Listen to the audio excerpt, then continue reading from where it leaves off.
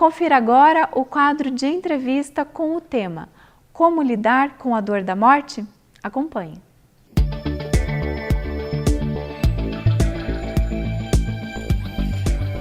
Olá, que bom que você está conosco. Começamos agora o nosso quadro de bate-papo ou entrevista. O benfeitor Emmanuel, pelas mãos de Chico Xavier, dizia que nenhum sofrimento na terra será comparável ao daquele coração que se debruça sobre outro coração, é gelado e querido, que a morte transporta para o grande silêncio.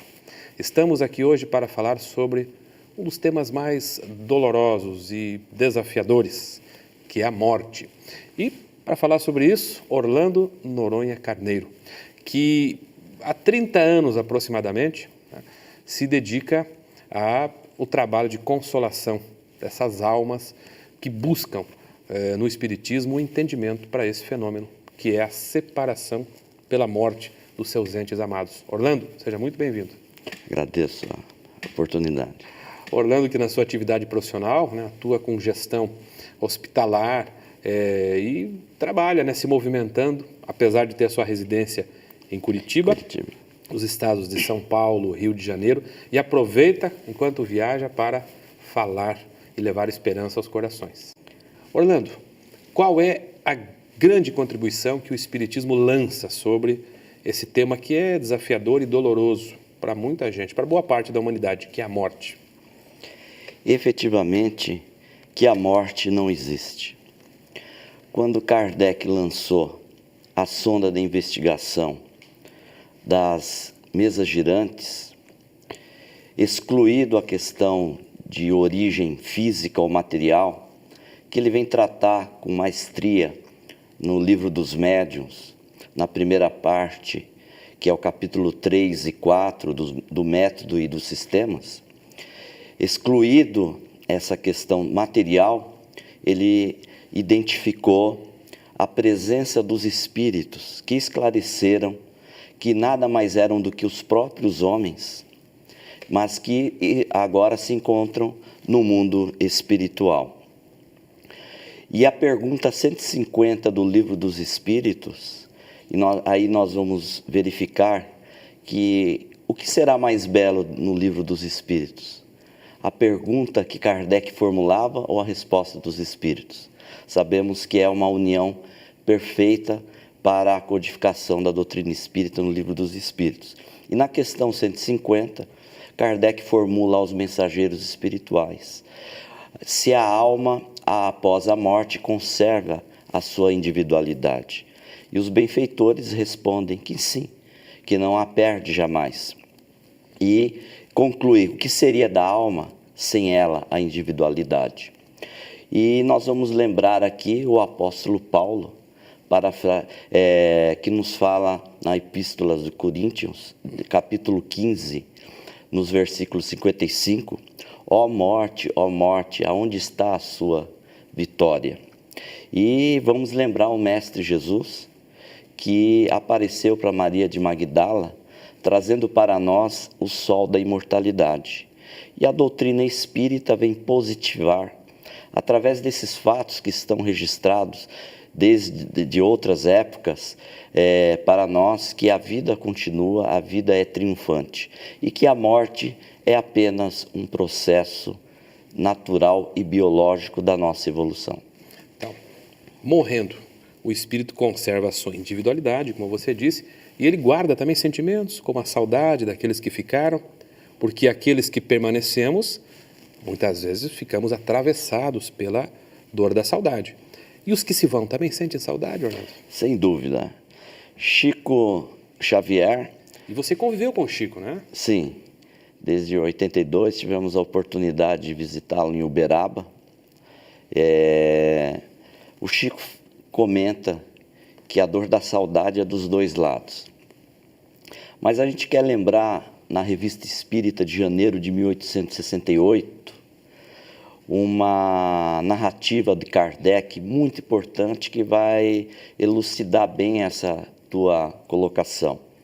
Kardec denominou como evocação particular. E ele narra uma senhora que perdeu uma filha de 14 anos, vitimada por uma doença dolorosa, e que conhecia uma médium e que informou desta possibilidade do intercâmbio. Mas como não havia uma experiência para tratar dessa situação, que aí nós já entramos na questão da educação mediúnica, que seria um outro tema, procuraram Kardec e efetuaram então uma reunião com a presença da mãe, Kardec ainda comenta, eu, a mãe e a médium. E no início a mãe efetuou uma prece, né, solicitando a presença da filha naquele desespero. E a médium, pela psicografia, acompanhado de Kardec, responde, mãe, estou aqui.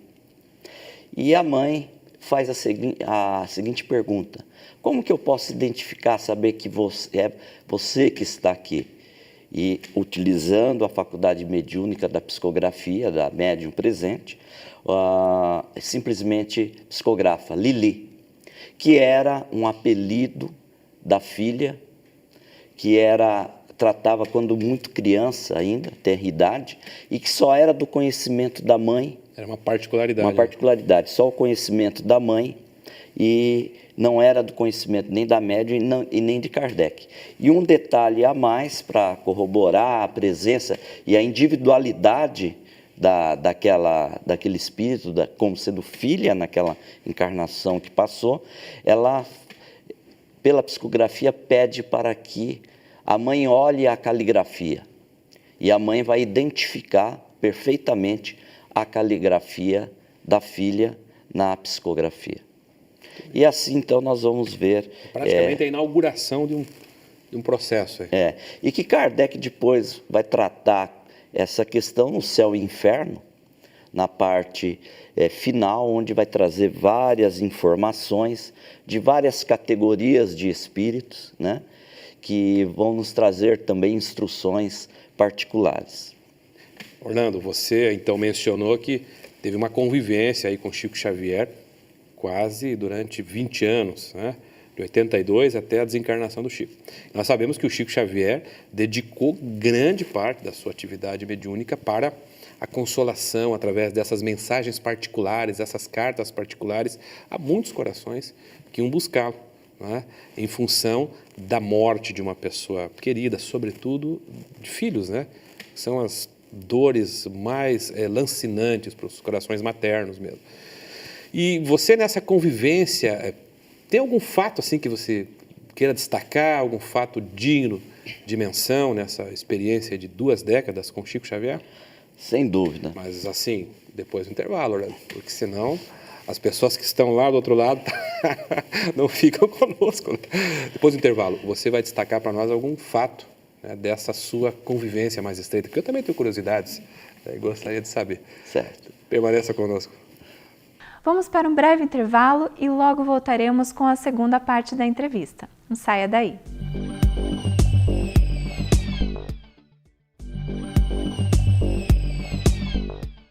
Estamos de volta com a Vida em Foco. Retornamos com a segunda parte da entrevista de hoje e o tema é: como lidar com a dor da morte? Acompanhe.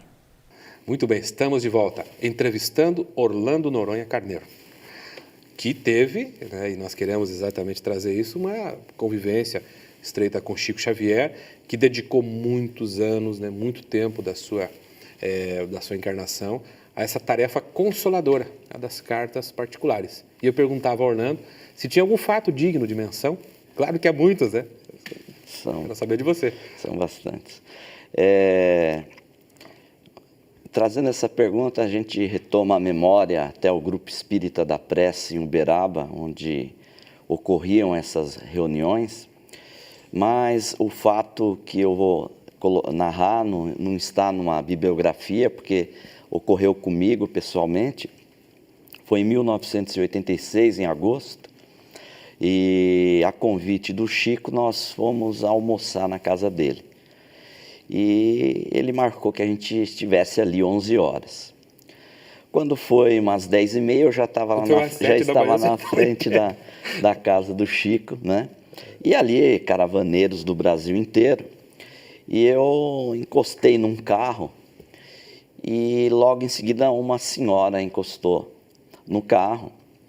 E eu identifiquei pela fisionomia um sofrimento cruel, uma dor profunda que não precisava expressar em palavras. Era patente ao olhar aquela dor. E eu comecei a confabular com ela. Era comum a gente perguntar para as pessoas por que estava ali, né? E aquela senhora, ela estava com uma bolsa e ela narrou a situação dela. Ela havia perdido, entre aspas, nós sabemos, um filho em Santos.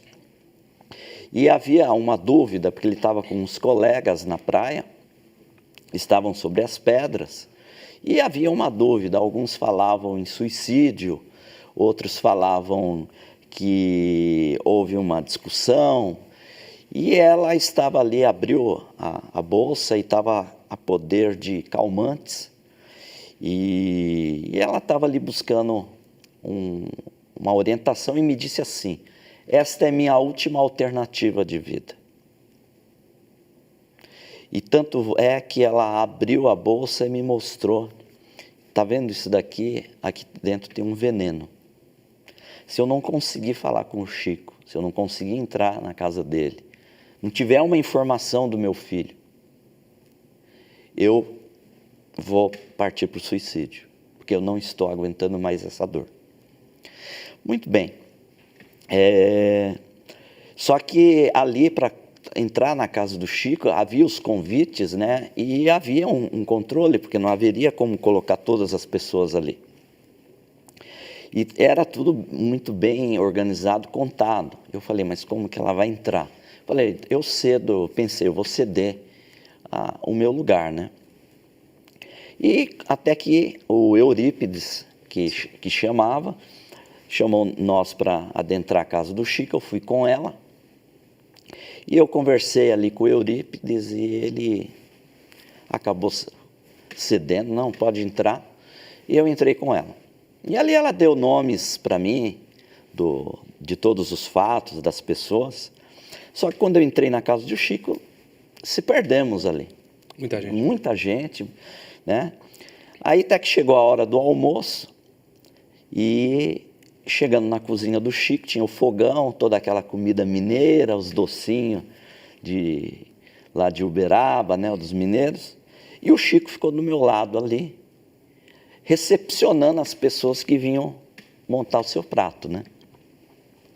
E eu ali observando, não perdia uma oportunidade de ver as atitudes do Chico, que era sempre ensinamento.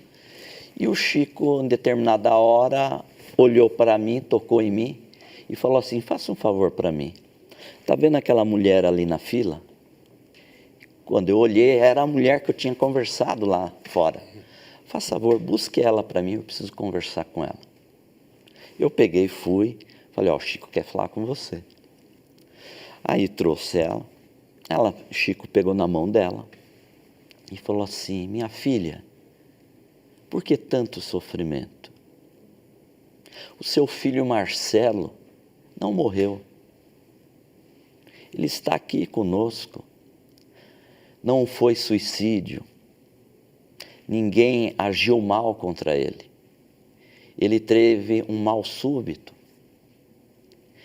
E para que você não tenha dúvida que é seu filho que está aqui, ao lado dele está a avó dele, que chama Ambrosina.